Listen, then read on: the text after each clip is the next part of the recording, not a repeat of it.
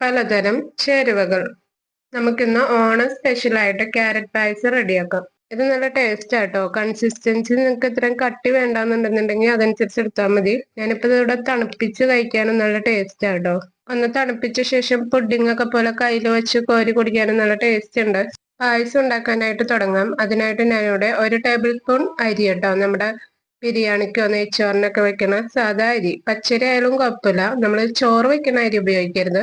പിന്നെ എടുത്തേക്കുന്നത് 1 table spoon ചവ്വരി ആട്ടോ. രണ്ടും കൂടി നന്നായിട്ട് വാഷ് ചെയ്ത ശേഷം കുതിരാനായിട്ട് അവിടെ മാറ്റി വെക്കാം. ഇനി ഞാനൊരു 5-6 കശുവണ്ടി പരിപ്പും കൂടി കുതിരാനായിട്ട് വെക്കണ്ട കേട്ടോ. ജസ്റ്റ് ഒന്ന് വാഷ് ചെയ്ത ശേഷം കുതിരാനായിട്ട് വെക്കാം. ഇത് നമുക്ക് അരച്ചെടുക്കാനുള്ളതാണ്. ഞാനിപ്പോൾ ഉണ്ടാക്കുന്ന ഒരു ക്വാണ്ടിറ്റി എന്ന് പറയുന്നത് ഒരു 4 ഗ്ലാസ് ഒക്കെ ഉള്ളൂ. അപ്പൊ നിങ്ങൾക്ക് എത്ര വേണമെന്ന് വെച്ചാൽ അതനുസരിച്ച് സാധനങ്ങൾ എടുക്കാം കേട്ടോ. 2 ക്യാരറ്റാണ് ഞാൻ എടുത്തിട്ടുള്ളത്. ഇത് ഏകദേശം ഒരു 1/4 കിലോ ഉണ്ടാവും കേട്ടോ. ഞാൻ 1/2 കിലോ വാങ്ങിച്ചതിൽ അതിന്റെ പകുതി എടുത്തതാണ്. ക്യാരറ്റ് തൊണ്ടളഞ്ഞ ശേഷം വെജിറ്റബിൾ ഒക്കെ കട്ട് ചെയ്യണ ഇതേപോലത്തെ സാധനം ഉണ്ടാവുമല്ലോ, മിക്കവരുടെ വീട്ടിലും ഉണ്ടാവും. അതിൽ ഗ്രേറ്റ് ചെയ്തെടുത്താൽ മതി. അതിൽ ആ വലിയ തുളയിൽ ഗ്രേറ്റ് ചെയ്തെടുക്കുക. ഞാനിവിടെ കംപ്ലീറ്റ് ക്യാരറ്റും ഗ്രേറ്റ് ചെയ്തെടുത്തിട്ടുണ്ട് കേട്ടോ. ഇനി ഒരു ചട്ടി അടുപ്പത്ത് വെക്കുക. നമ്മൾ പായസം ഉണ്ടാക്കുന്നത് ഏത് പാത്രത്തിലാണോ ആ പാത്രം അടുപ്പത്ത് വെക്കുക. അതിൽ 1 ടേബിൾ സ്പൂൺ നെയ്യ് ഒഴിച്ചു കൊടുക്കാം. നെയ്യൊന്ന് ചൂടായി വന്ന ശേഷം നമ്മൾ ഗ്രേറ്റ് ചെയ്തെടുത്ത ക്യാരറ്റ് അതിലേക്ക് ഇട്ട് വഴറ്റിയെടുക്കണം. ക്യാരറ്റ് ഇട്ടെടുത്ത് ഒരു 10 സെക്കൻഡ് ആയിട്ടുണ്ട് കേട്ടോ. ക്യാരറ്റിൽ നിന്ന് വെള്ളമൊക്കെ ഒന്ന് ഇറങ്ങി തുടങ്ങിയിട്ടുണ്ട്. ആ സമയത്ത് ഞാൻ ഇതിലേക്ക് 1/4 കപ്പ് പഞ്ചസാരയാണ് ഇട്ടെടുത്തിട്ടുള്ളത്. ഇത് മധുരം കുറച്ച് താന്നാട്ടോ നിൽക്കണേ. അപ്പൊ നിങ്ങൾക്ക് നല്ല മധുരമൊക്കെ വേണമെന്നുണ്ടെങ്കിൽ 2 ടേബിൾ സ്പൂണും കൂടി പഞ്ചസാര ഇട്ട് കൊടുക്കാം കേട്ടോ. ഇനി തണുപ്പിക്കാനൊക്കെ ആണെന്നുണ്ടെങ്കിൽ ഇച്ചിരി കൂടി മധുരം വേണ്ടി വരും. മീഡിയം ലോ ഫ്ലെയിമിലിട്ട് അടച്ചു വെച്ച് വേവിക്കാം കേട്ടോ. ഇടയ്ക്കിടയ്ക്ക് വന്ന് ഇളക്കി കൊടുത്തോണ്ടിരിക്കണം, അല്ലെങ്കിൽ അടി പിടിക്കും.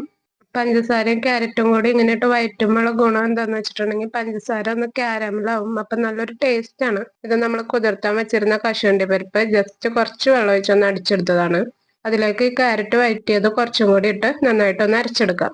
ഏകദേശം ഒരു 10 മിനിറ്റ് അതിൽ കൂടുതൽ ഞാൻ ക്യാരറ്റ് നന്നായിട്ട് വഴറ്റിയെടുത്തിട്ടുണ്ട് കേട്ടോ പഞ്ചസാരയിലിട്ട്. ഇനി ഇതിലേക്ക് നമ്മൾ കശുവണ്ടി പരിപ്പ് അരച്ചതും, ഇത് 1/2 ലിറ്റർ പാലാട്ടോ ഉള്ളത്, അതുകൂടി ക്യാരറ്റ് വഴറ്റിയിലേക്ക് ഇട്ടെടുത്ത് നന്നായിട്ട് ഇളക്കി കൊടുക്കാം.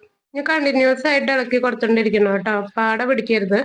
ഇനി ഇത് നന്നായിട്ടൊന്ന് തിളച്ച ശേഷം അരിയും പിന്നെ നമ്മൾ ചവ്വരിയും കൂടി കുതിർത്തി വെച്ചില്ലായിരുന്നു, അത് ഇട്ട് കൊടുക്കാം.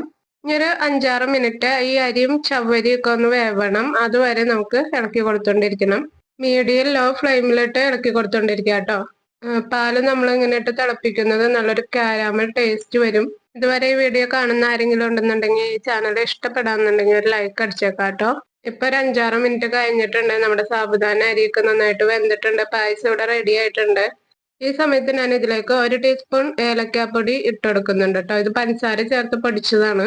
ഇപ്പൊ നല്ലൊരു സ്മെല്ല് വരും. പിന്നെ ഇതിന്റെ കളർ നല്ല ഭംഗിയാട്ടോ. വീഡിയോയിൽ ശരിക്കും അറിയണില്ല ലൈറ്റിന്റെ ഒക്കെ കാരണം. ഇതിലേക്ക് ഒരു നുള്ള ഉപ്പും 1/4 ടീസ്പൂൺ ചുക്ക് പൊടി ഇട്ട് കൊടുത്തിട്ടുണ്ട്. നമ്മുടെ പായസം ഇവിടെ റെഡി ആയിട്ടുണ്ട് കേട്ടോ. ഞാൻ ഫ്ലെയിം ഓഫ് ചെയ്തിട്ടുണ്ട്. ഇനി ഒരു ചൂടാറിയ ശേഷം നമുക്കിത് സെർവ് ചെയ്യാം.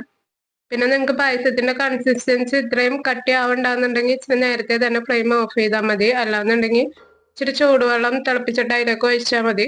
പായസം ചൂടാറിയ ശേഷം എനിക്ക് ഈ ഒരു കൺസിസ്റ്റൻസിയിലാണ് കിട്ടിയത്. ഇതിന്റെ കളറ് പിന്നെ എനിക്ക് പറയാൻ പറ്റണില്ല കേട്ടോ. ഇതിന്റെ കളറ് ഇപ്പൊ വീഡിയോയിൽ ശരിക്കും അറിയാൻ പറ്റണില്ല. നല്ല ഭംഗിയുണ്ട്. അങ്ങനെ നമ്മുടെ ഇന്നത്തെ പായസത്തിന്റെ റെസിപ്പി ഇവിടെ അവസാനിക്കുകയാണ്. നിങ്ങൾക്ക് ഇഷ്ടപ്പെട്ടിട്ടുണ്ടെന്നുണ്ടെങ്കിൽ ഒരു ലൈക്ക് അടിച്ചേക്കാം. പിന്നെ ചാനലിലൊന്ന് കയറി നോക്കാം കേട്ടോ. ചാനൽ ഇഷ്ടപ്പെടാന്നുണ്ടെങ്കിൽ സബ്സ്ക്രൈബ് ചെയ്ത് ബെൽ ബട്ടൺ ഒന്ന് ഓൺ ആക്കിയിരുന്നേ.